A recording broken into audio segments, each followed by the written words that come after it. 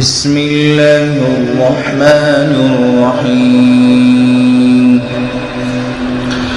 وإذ أخذنا ميثاق بني إسرائيل لا تعبدون إلا الله وبالوالدين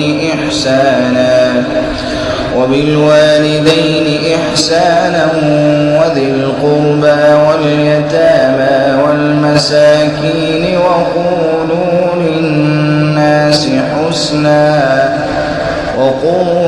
للناس حسنا وأقيموا الصلاة وآتوا الزكاة ثم توليتم إلا قليلا منكم وأنتم معرضون.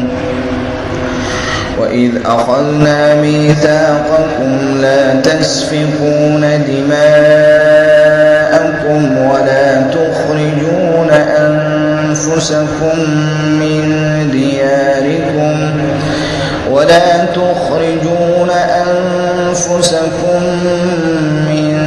دياركم ثم أقررتم وأنتم تشهدون.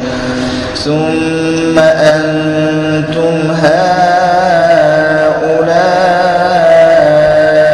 تقتلون أنفسكم وتخرجون فريقا منكم من ديارهم تظاهرون عليهم بالإثم والعدوان وإن يأتوكم أسارى تفادوهم وهو محرم عليكم إخراجهم. أفتؤمنون ببعض الكتاب وتكفرون ببعض فما جزاء من يفعل ذلك منكم إلا خزي في الحياة الدنيا ويوم القيامة يردون إلى أشد العذاب وما الله بغافل عما تعملون. أولئك الذين اشتروا الحياة الدنيا بالآخرة فلا يخفف عنهم العذاب ولا هم ينصرون. ولقد آتينا موسى الكتاب وقفينا من بعده بالرسل وآتينا عيسى ابن مريم البينات وأيدناه بروح القدس. أفكلما جاءكم رسول بما لا تهوى أنفسكم استكبرتم ففريقا كذبتم وفريقا تقتلون. وقالوا قلوبنا غلف بل لعنهم الله بكفرهم فقليلا ما يؤمنون.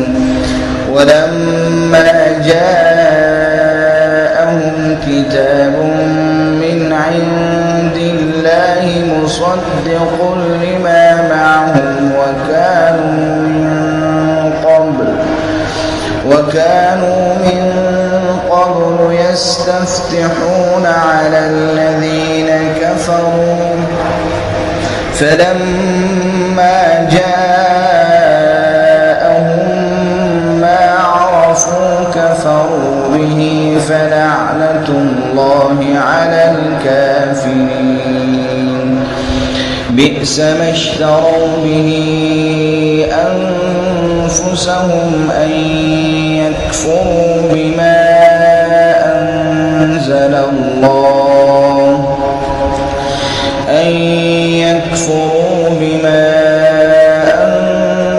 الله بغيا أن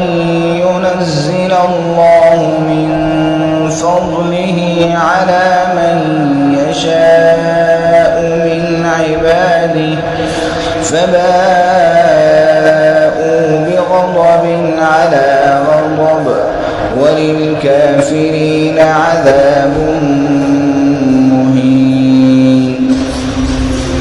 وإذا قيل لهم آمنوا بما أنزل الله قالوا نؤمن بما أنزل علينا ويكفرون بما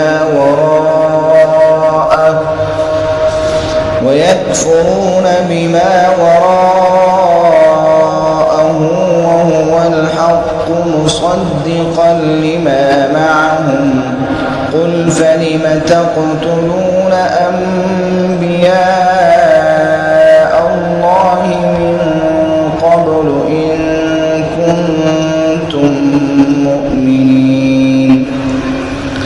ولقد جاءكم موسى بالبينات ثم اتخذتم العجل من بعده وأنتم ظالمون.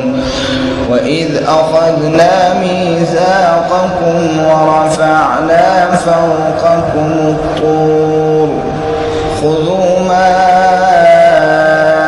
آتيناكم بقوة واسمعوا قالوا سمعنا وعصينا وأشربوا في قلوبهم العجل بكفرهم قل بئس ما يأمركم به إيمانكم إن كنتم مؤمنين. قل إن كانت لكم الدار الآخرة عند الله خالصة من دون الناس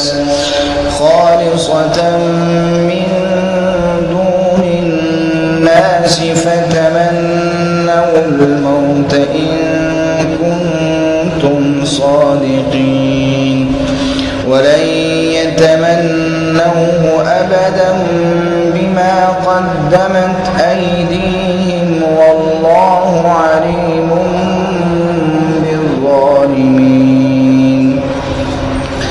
ولتجدنهم أحرص الناس